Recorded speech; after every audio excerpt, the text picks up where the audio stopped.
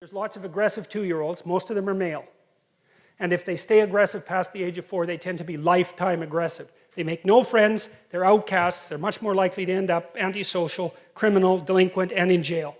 And so your kids need to be socialized between the ages of 2 and 4. And that's particularly true for the more aggressive males. And most of the aggressive 2-year-olds are male. And that isn't socialization, by the way. So there's a more abstract representation of the same sort of thing. And I'm trying to make the case that the hierarchy of authority emerges out of a game-like matrix, an underlying game-like matrix. And that's one of the things that's so brilliant about Jean Piaget. He figured that out. It's so smart. And he was interested in the biological origin of morality. And he identified it, he traced the origin to play and the emergence of morality out of play. And it's so smart. I just can't believe how smart an idea that was. Because it's the bottom-up construction of morality. Now, Piaget was a constructionist and to some degree a social constructionist. He underestimated the role of biology. But that doesn't invalidate his theory. It's really easy to put a biological underpinning underneath Piaget's theory. We know the biology well enough to do it quite nicely now. So, I mean, the fact that Panksepp, for example, could identify the play circuit is a really good start with that, right? Because play has been around so long that we have a circuit that's dedicated to it. Here's something that's cool about men. Men are much more criminal than women.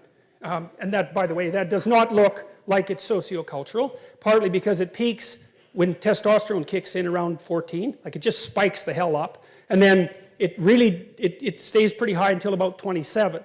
And so standard penological theory, for those of you who don't know this, is that if you have a repeat offender, a guy who just won't stop getting in trouble, you just throw him in prison until he's 28.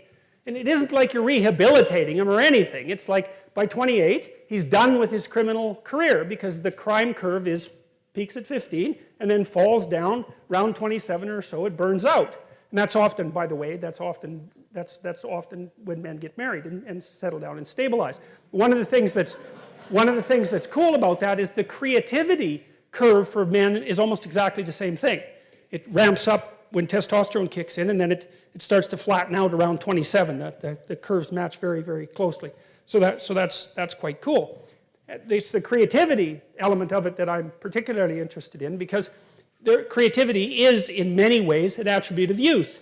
And that's, look, I mean, if you looked at that sentence and you stripped it of its religious context, what you would say is that, well, the older people use the younger people to generate creative ideas and renew the world. It's like, yeah, that's what happens. And we also have no idea how many of the things that we discovered or invented as human beings were stumbled across by children and adolescents. Because they're much more exploratory. They're less constrained by their already extant knowledge structures, and they're less conservative. So, yeah, that seems just right to me. So, and right in an extraordinarily important way. Because it also means that if you're an actual father, one of the things that it means is that that's part of what you should be encouraging your son to do, right? Which is because the role of a father is to encourage. That is clearly the role. And to encourage is to say, well, go out there, confront the chaos of the unknown and the chaos that underlies everything, and grapple with it, because you can do it. You're as big as the chaos itself, and do something useful as a consequence, and make your life better and make everyone else's life better, and you can do it. And man, that's the right thing to tell.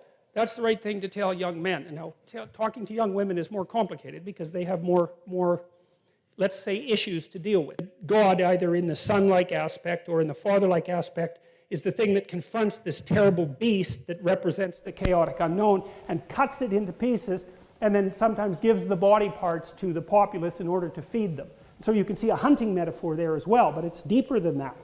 And so, all right, so the first thing is that there's the absolute unknown, and the unknown is what you do not understand. It's what's beyond the campfire. Maybe it's what's beyond the tree, even more anciently, when we lived in trees. It's out there where you don't know. And what's out there? Crocodiles and snakes and birds of prey and cats and all sorts of things, like predatory cats, and they will eat you. But there's utility in going out there to find out what's there. Like maybe you go and you don't kill the snake, you kill the damn nest of snakes. And that makes you pretty popular, just as you should be. And that accelerates your reproductive potential, let's say. And we're descended from people who did that. And so we have this notion about how the world is structured that's deeply embedded in our psyche. Like really, really deeply, way, way down, way below the surface cognition. Way down in the limbic system, in these ancient parts of the brain that are like 60 million years old or 100 million years old or older than that. Ancient, ancient brain structures. And so the first thing we do is we act out our encounter with the unknown world. And we act that out in the same way, in a manner that's analogous to the manner that's presented as a description of what it is that God does at the beginning of time to extract habitable order out of chaos. Life is hard, it's chaotic, it's difficult, it's really definitely a challenge. And so you can either shrink from that, and no bloody wonder, because it's going to kill you. It's no joke, man. Or you can forthrightly confront it and try to do something about it. Well, what's better? And then you say to the person, look, man, you could do it. Like, that's what a human being is like. And if you just stood up and got yourself together, and you'd find out by trying that you can in fact do that. And I do think that that's a great core religious message as far as I can tell, and I think that's deeply embedded in this sort of idea. So, all right, so this is what I've been telling you. This is something like how knowledge itself is generated. First of all, there's the unknown as such, and that's really what you don't know anything about. And generally, when you encounter that, you don't encounter it with thought. You encounter it like this, right? And that's the first representation of the absolutely unknown.